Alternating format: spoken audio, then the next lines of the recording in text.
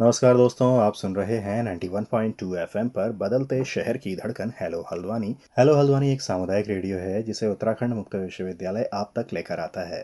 आप सभी का स्वागत है इस कार्यक्रम में। हम बात कर रहे हैं सातों आठों जो पर्व है उत्तराखंड का, या फिर यूं कहें कि कुमाऊं क्षेत्र का। तो ये क्या है और क्या इसका सांस्कृतिक महत्व है, क्या इसका प्राकृतिक महत्व है और क्यों ये मनाया जाता है, तो इस बारे में आज हम आपसे जानकारी साझा करेंगे। और इस बारे में जानकारी साझा करने के लिए हमारे साथ स्टूडियो में मौजूद हैं उत्तराखंड मुक्त विश्वविद्यालय के शिक्षा विभाग से डॉक्टर सुरेश सिंह मेहता। तो डॉक्टर मेहता, आपका बहुत बहुत स्वागत है हेलो जी, हल्द्वानी के स्टूडियो में। धन्यवाद सर आपका। आज हम बात करेंगे सातों आठों जो पर्व है ये क्या है, क्यों मनाया जाता है और इसका जो सांस्कृतिक महत्व है या फिर इसका जो प्राकृतिक महत्व है वो क्या है, इस बारे में हम बात करेंगे। तो सबसे पहली बात जो हम या फिर हमारे श्रोता भी जानना चाहेंगे कि जो सातों आठों पर्व है ये क्या है और ये कब मनाया जाता है। सातों आठों का पर्व जो है विशेष रूप से कुमाऊं क्षेत्र में मनाए जाने वाला पर्व है। ये कहा जाता है कि जो काली नदी के दोनों तरफ ये त्योहार मनाया जाता है। माने कि काली नदी के पूर्वी तरफ अर्थात नेपाल क्षेत्र में और काली नदी के पश्चिम के क्षेत्र में अर्थात कुमाऊं क्षेत्र में दोनों तरफ ये पर्व जो है सातों आठों मनाया जाता है। सातों आठों भाद्रपद या भादो मास के पंचमी तिथि से शुरू हो जाता है। पंचमी तिथि को जो है बिरुड़े, जिसको हम 5 अनाजों से बनी हुई चीज को बिरुड़े कहा जाता है क्षेत्रीय भाषा में, तो बिरुड़े पंचमी तिथि को भिगाए जाते हैं और 7वीं तिथि को और 8वीं तिथि को फिर बिरुड़ों से पूजा होती है माता गौरा की, और भगवान शिव महेश के रूप में पूजा होती है। तब ये पर्व जो है 7वीं और 8वीं तिथि को जो है पूरे धूमधाम से पूरे उत्तराखंड में और विशेषकर कुमाऊं क्षेत्र में मनाया जाता है।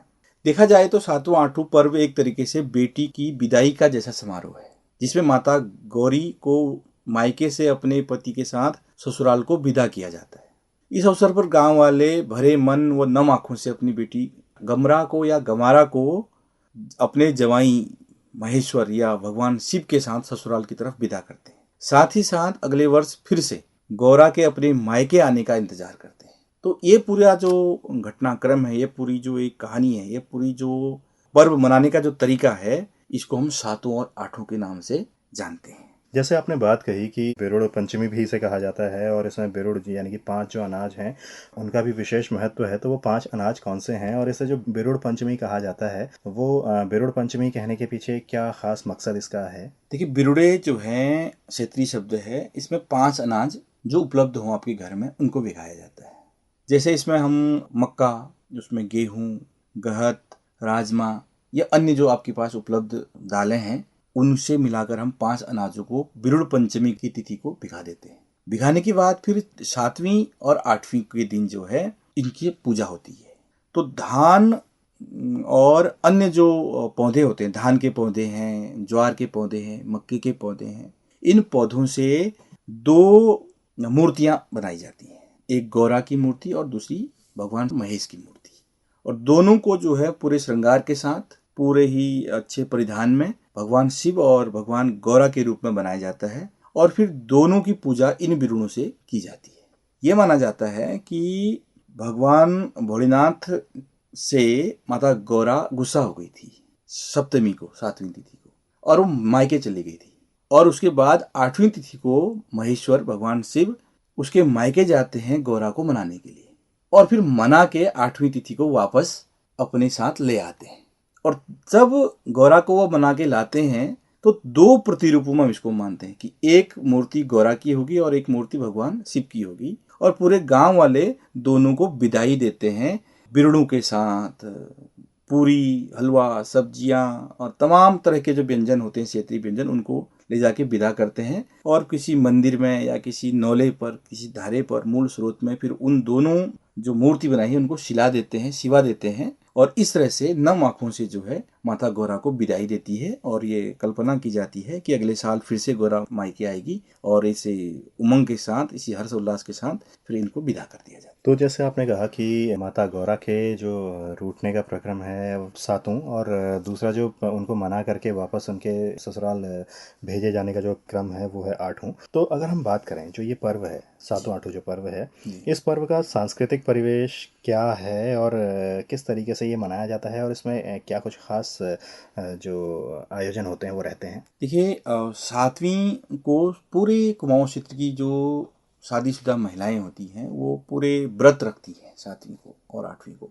पूरे व्रत के बाद दोनों गौरा और महेश की मूर्ति स्थापित की जाती है और वो मूर्तियां भी जो हैं खुद से बनाई हुई मूर्तियां होती हैं, जैसे कि धान के पौधों से, मक्के की पौधों से, ज्वार के पौधों से, और तमाम परिधान उन पे लगाए जाते हैं। और उसके बाद बिरुणों से उनकी पूजा की जाती है और बिरुणों से पूजा करके उनको जो है एक टोकरी में या डलिया में रख के और पूरे जो उनके एक विशेष तरह के गीत उसमें गाए जाते हैं, गवारा गीत उसको हम कहते हैं।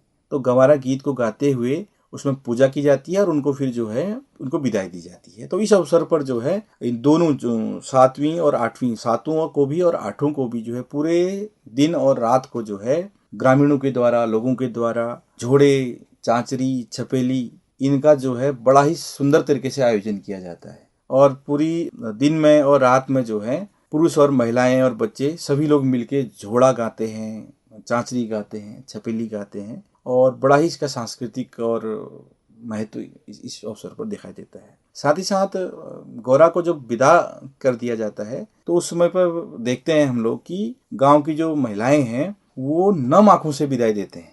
ऐसे विदाई देते हैं जैसे कि मानो कि घर से विवाह होने के बाद बेटी को विदा कर दिया जाता है। तो बेटी को जब विदा करते हैं तो नम आंखों से विदाई होती है। ठीक उसी तरह से भी इस महोत्सव पर, इस पर्व पर जो है गौरा, माता गौरा को नम आंखों से सारे गांव के लोग क्या करते हैं, विदा करते हैं।